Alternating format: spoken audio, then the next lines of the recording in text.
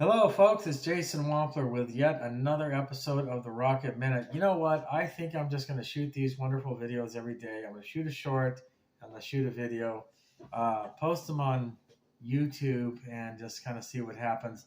I behave myself. On this show, we don't discuss religion or politics. We don't discuss sex, drugs, or weapons, music, psychology, anything. What this is a production of Armstrong Media Group, which is a company I own. But the work I do is in behalf of Wampler Design and Engineering Group. That's the other company that I own. They're two very small companies based in California.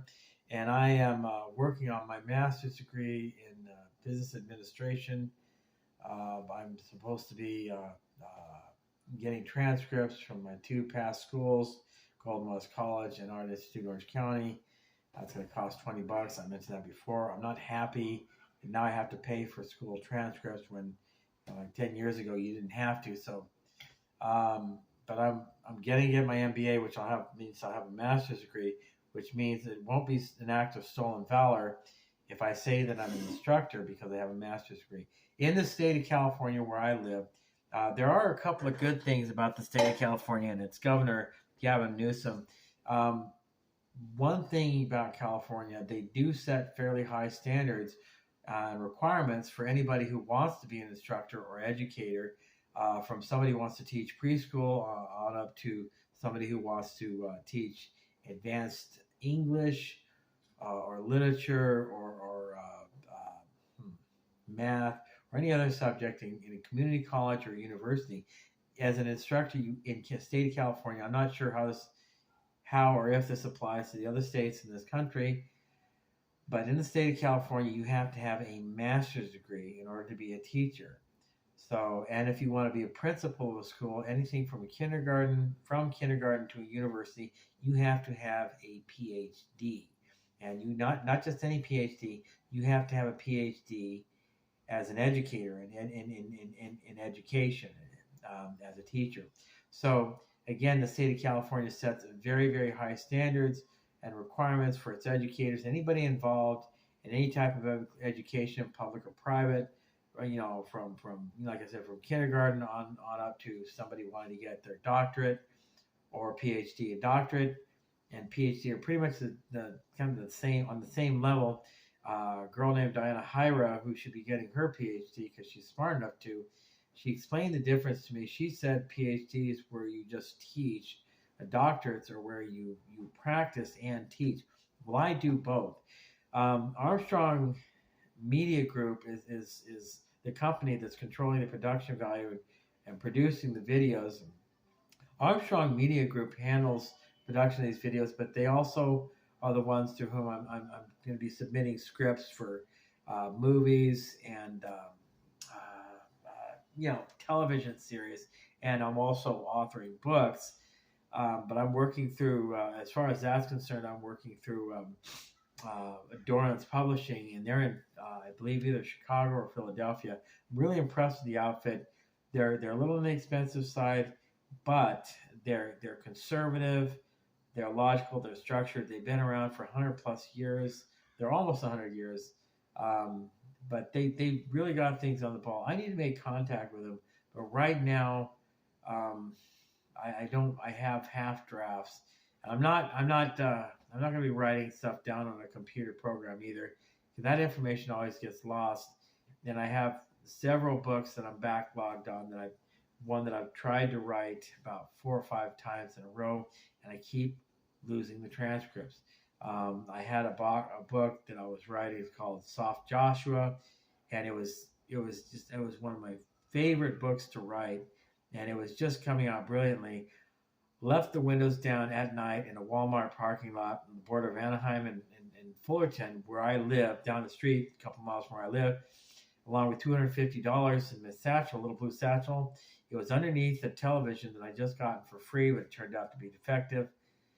And I come back and somebody had stolen it. They basically got the blue satchel and they got the money, the $250 of my money.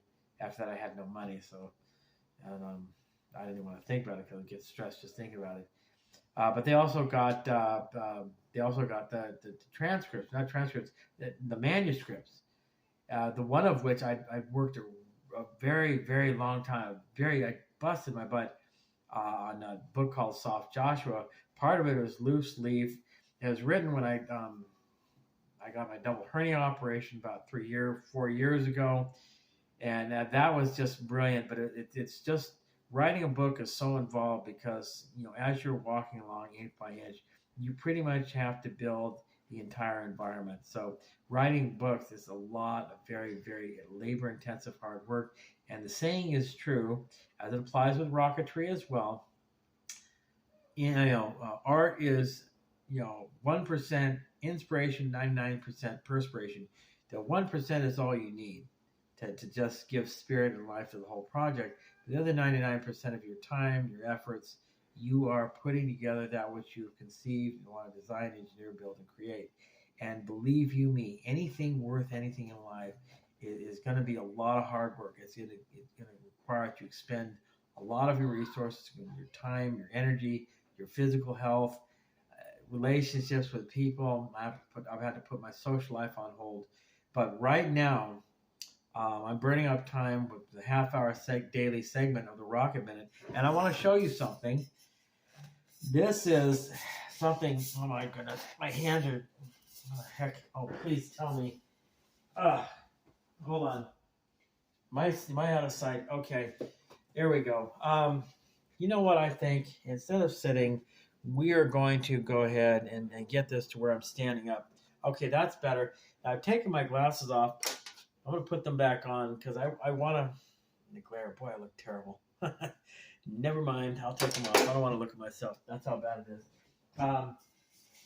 There we go. Got it apart. I'm 53 years old. I've got machinist hands. I don't know if you know that effect, but at 53, your skin gets glass smooth and slippery, where you don't have any grabbing power. Your skin has no more surface tension or traction. So as hard as you grip, if the surface is slippery and your hands are slippery, you're not going to be able to pull anything apart. I want to show you something, and I'm thinking if I can change the aspect ratio of this, I'm going to get, maybe not this time. I want to show you something. This is a motor system that I've developed for my level 2 rocket, and I'm very, very, very surprised at how well the glue that I'm using, cyanoacrylate that I'm using, is working out. This is the actual motor itself, and I want to show this to you. I need to decrease the aspect ratio of the videos. I want to show you this, and there you go. Now this is kind of goofy, but see the detail. I've rounded an NPT fitting. It's a 2-inch NPT fitting. It's the largest fittings you can get. I want to get a 2.5 inch, but plumbing and irrigation standards, there's no such thing as a 2.5 inch NPT fitting. If there is, I've got to go to a plumbing supply store and find it because it fit my motor tubes. But I just want to share this with you. See these NPTs? This is an NPT 2-inch NPT fitting. However, if you look at it, I went through a great deal of effort grinding down the surface and making it round because I just didn't like the way it looked. This is an aluminum tube. Now, this aluminum tube has a long history, as does its this other aluminum tube right here, this is the part that goes in the airframe of the rocket, but I'll talk about that in a few minutes. This guy, I went on Craigslist and I found free stuff, a shower curtain rod, but there was other stuff that I was after. It was called Curb Alert, where people just put stuff they don't want to throw away out on the curb. They list it on Craigslist, but they don't put an address or a contact phone number. So by the time you get a hold of people, the stuff on the curb is gone. I kind of really wish people could kind of start to use their brains, kind of figure out that just doesn't work. If you're going to put stuff on the curb, just give it an address so people know where to go instead of having to text you and wait for you to set the ferris your busy life away so you can text them back. In between, people are already driving past the stuff. Nobody gets what they want, so it really compromises the the whole purpose of Craigslist free stuff to begin with. So you might as well not even place the ad, just put your stuff out on the curb if you're going to leave contact information. I kind of have a pet peeve about that, but the thing is they are giving stuff away for free, so you can't really complain. This was an extended shower rod, part of an extended shower rod. It had just a bunch of beautiful non-anodized, but extruded non-anodized 1/16 wall thickness or 1/8 wall thickness aluminum tubes that I made very liberal use of. Unfortunately, there are some of them that I could not keep, but some of them I did. This is one of the smaller pieces. It was like a four-piece extendable curtain rod. In itself, it was a marvel of engineering. But I saw them, I'm thinking to myself, I can use these parts. I was trying to build an experimental VTOL aircraft, which I'm not ready to do. Wampler Design and Engineering Group, we are an online educational resource and aerospace research and development facility. We develop ideas and concepts, aircraft safety products. Right now we're working on hybrid and VTOL aircraft. I am working on sounding rockets and micro launch vehicles as well. Those being upright rockets. We're not doing anything military. I got to be honest with you. I'm not going to get involved with the military.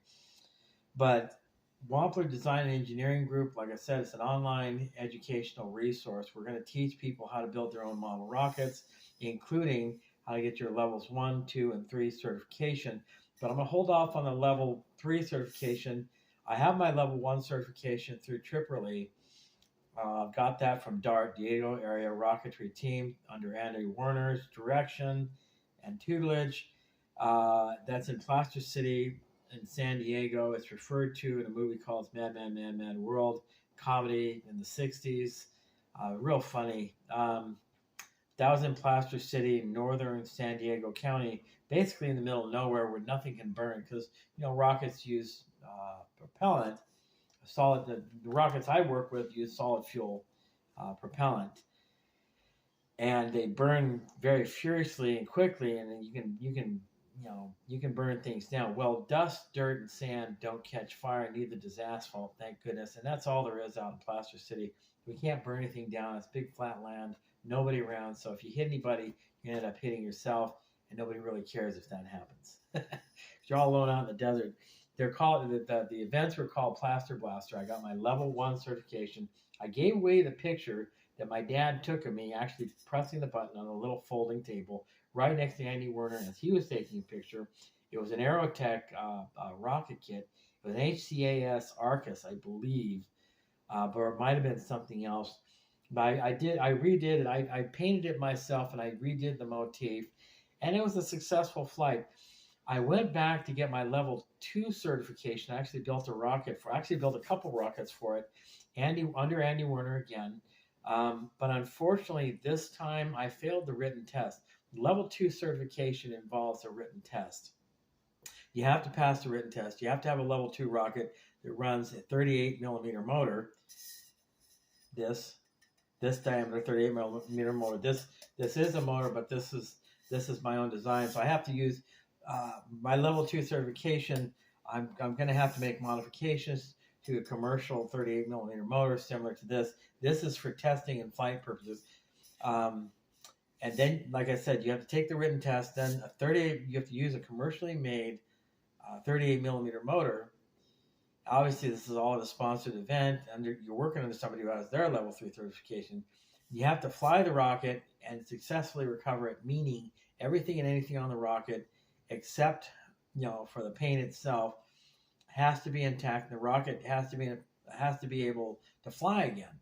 So, in other words, if you wanted to launch the rocket a second time in 5 or 10 minutes, you would be able to do so without any major or even minor repairs. Then you get your level 2 certification, and that sticks with you. That follows you around for life. So your level 3 certification is different. You have to audio and video record every step of the way. So you go around, you set up a studio, or you have a GoPro, and you have to spend hours and hours and hours filming yourself or having somebody else film you actually build your level 3 rocket. You have to fly it on a commercially made 98 millimeter reloadable motor. Now, to give you an idea, 98 millimeters is basically about the size of the piston in a Chevy V8. 98 millimeters is, like a Chevy V8 in your Chevy truck or GMC pickup truck with a V8 350 V8. One of those cylinders is basically a little over 98 millimeters. I believe they're about 105 millimeters across or 107 millimeters across. The 327s and 350s. I used to be a car mechanic for about 37 years. I've always been an aerospace engineer and designer. I'm just now 53, just getting serious about it. I've been building rockets for 23 years, but kind of off and on as a hobby interest. Anyway, 98 millimeters is very large. The amount of thrust that a 98 millimeter rocket motor puts out with obviously with solid fuel rockets or solid fuel, the amount of thrust is probably equivalent to I would say a very, very small jet engine, something maybe half for about the motors that they want you to fly your level 3 certification on. 98 millimeter motors will have a maximum burn time of about 3 to 5 seconds. You'll end up spending between $5,000 and $10,000 for just one motor reload. It requires a background check. You've got to wait. You have to have an LEUP just to transport the fuel grains, unless you make arrangements with a sponsor of the event where you get your level 3 certification from. And in which case you bring a lot of cash with you, because these events, they don't take credit card, and you have to pay to get in. And of course, you also have to be a member with current. You have to keep your membership current, either through National Association of Rocketry or TRIPOLI Rocketry Association, which is international. The president, I believe, of TRIPOLI is in Maine. He's a lawyer. Interesting. He's a nice guy, et cetera, et cetera. I think his name is Stephen, or was, unless TRIPOLI has gotten a new president. I don't know. I haven't kept in touch. I am a non-current member of National Association of Rocketry. I have not met, but I should, with SCRA, Southern California Rocketry Association. We meet on Sundays starts from 8 a.m. to about 1 o'clock in the afternoon at the Santa Fe Dam recreational area. That is at the tail end of the 57, where the 57 and the 60 meet, or the 57 and the 15 meet, just way, way, way out there in the armpit between San Bernardino County, Riverside County, and Los Angeles County. And it's a clean area. It's this kind of neat, clean area, very sparse and spread out, but it's a really old, worn down area as well. And interestingly enough, there's coyotes out there. So anyway, I don't know the individual's name, but I live in Fullerton. The gentleman who directs SCRA, Southern California Rocketry Association, that meets out the Santa Fe Dam recreational area, he lives in Fullerton as well, and I've been trying to get a hold of him. But I mean, all I have to do is just look up SCRA on the internet. I'm sure it'll come up if he has a website. If he doesn't, then I'll just have to wait for his newsletter, which he sends me about once every 9 months in my P.O. box in Costa Mesa. Anyway, let's talk about this motor. I got this idea, again, the aspect ratio of this, of the camera, the way I've had the camera set up is not really correct for this. This is going to be a test motor. I'm going to use a combination of corn syrup, potassium nitrate. I like the consistency of corn syrup. Can you mix it with potassium nitrate? I'll have to figure out how to harden the semi-harden the corn syrup when I mix it with the potassium nitrate. I believe a safe mixture for corn syrup and potassium nitrate, which is basically a sugar fuel, would be 40% corn syrup, 60% 500 mesh or air float potassium nitrate. Potassium nitrate, I made the discovery myself. Lowe's hardware store, they actually have this stuff, and it's called tree stump remover. And I'm like, I couldn't be that lucky. It was one night I was just kind of shopping around, and looked at the ingredients. It has only one ingredient, and it said potassium. I'm sorry, somebody's okay. They're working on the house upstairs, and it said potassium nitrate right there. Potassium nitrate is one of 3 variants of saltpeter. There's sodium nitrate, which is I don't recommend because it's explosive. It leaves a lot of residue and it mixes poorly. And there's ammonium nitrate. Ammonium nitrate is I don't like the way it smells. It's an irritant and it's low yield. Potassium nitrate has the most boom, leaves no residue behind, and it's more readily available. But let's talk about the motor. The motor has MPT threads. It's 2-inch. I was talking about it before. I chamfered the inner edge with a special tool. I will show you. And these tools are not cheap. And you can't just get them anywhere. You have to go to a specialty hardware store and see that tool right there. Some people have seen it, use tools. Some people haven't. You press it in, you pull it out. I've got to replace this guy because the edge is getting dull. I don't really even know what to call this tool, but use that to kind of round up and chamfer the internal diameter of the aluminum tube. I told you about the history of this tube. This sleeve had hex fittings on it and a sticker and UPC, and I didn't like the way it looked. I've got to get a 3x18 belt for my belt sander. Can't kind of even up the sides of this. I'm one for aesthetics. I like aesthetics. And I really just beat myself up sanding this guy down. But, this is a 38 millimeter motor. This would be probably, all things said and done, I would say this would probably be like a J375 or even a J400, depending on the size of the grain. I want to talk to you when we make motors. We're going to make them under careful circumstances. I want to talk to you about the rule of thumbs, several rule of thumbs when designing a nozzle, when determining the width of the combustion chamber versus the width of the grain inside the interior diameter of the motor itself. But we'll do that later. I don't really want to discuss motors right now. I kind of want to get this show under control, and I want to talk about my level 2 certification project. I do have some other rockets. I ended up throwing a rocket out because it weighed too much, and it looked more like something out of a cartoon. And I'm looking at it, I'm going, you know what? Let's just pass on this one. It's like it looks more like a kid's toy than it does an actual launching rocket. So more about this motor. It was a slip fit. If you'll notice the aluminum, the detail right here, the aluminum tube butts right up the edge of the NPT 2-inch fitting. This is PVC. The NPT refers to a tapered thread, whereas the further back you go, the more the taper expands outward, and the thread seals itself that way. So I flat machined that edge. I kind of machined the MPT threading as well. When you put this together in its mating unit, which is what I'm going to show you next, you want to go ahead and have a supply of Vaseline, which reminds me, I'm going to do a little food shopping today. And I'm going to get myself some petroleum jelly. Generic Vaseline is just too expensive. Just get the generic stuff that costs 1/3 as much. But spread some Vaseline on these threads that, and just after each launch, this motor is what's going to be called a CERMS motor, a single-use rebuildable motor system. That's something that I invented. But always use extruded seamless aluminum.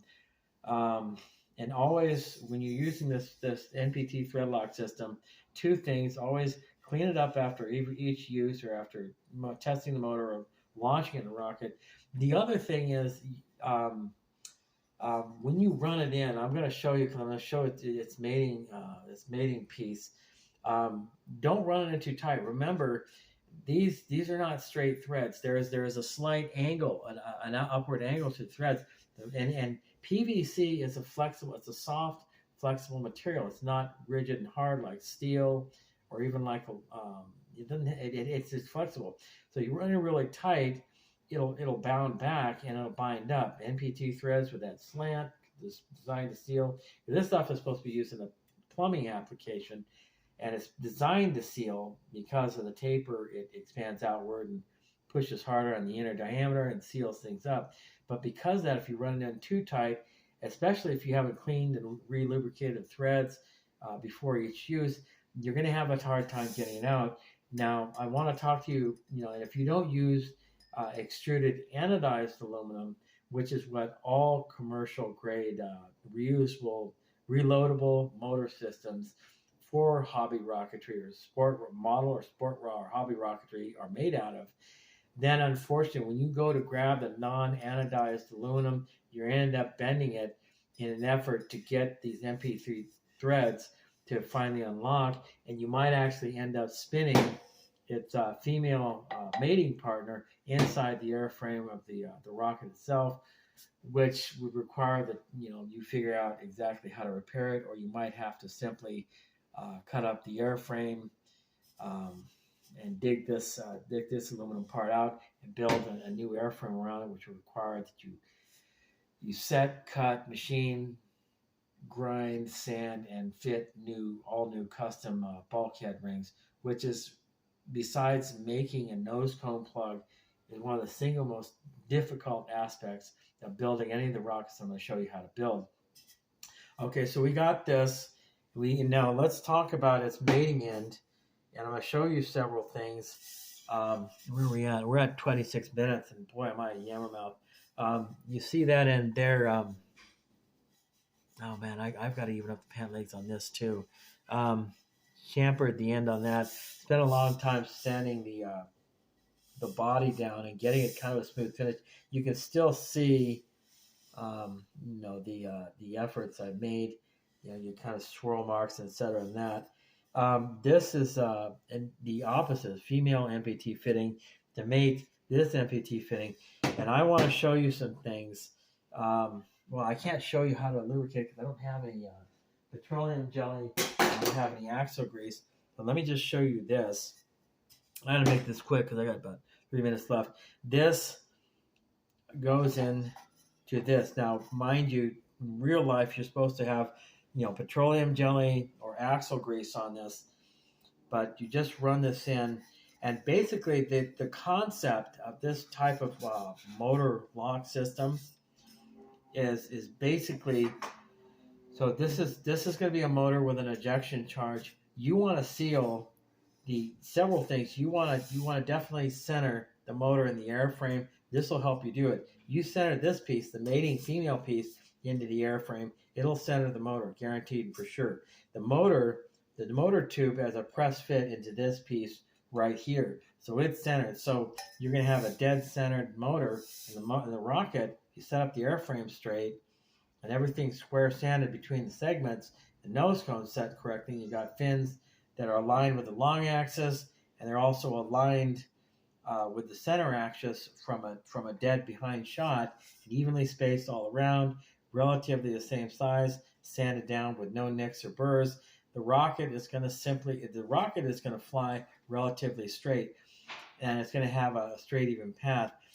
Also, we're going to talk about how to thoroughly mix and pack fuel grains, but the rocket's performance is also going to depend on how thoroughly you do that and how disciplined you are about making the motor just the way I'm going to instruct you to make it. That's going to be in future videos. We're looking at probably about 6 months down the line. So I really want to talk about this motor lock system, making bulkhead rings and centering rings from scratch, and then going on places like Trash Nothing or Craigslist free stuff, and finding and determining the types of plastics, cardboards, and the tubes and materials you need for the fins, bulkhead rings, and the hardware and tubes you need, for anchoring recovery systems and electronics, as opposed to delayed grants, et cetera, et cetera. So I got a few seconds left. This has been another episode of the Rocket Minute with Jason Wampler. I kind of like the orange shirt. You guys hit the like and subscribe button, and I'll see you tomorrow. All right? Thanks a lot.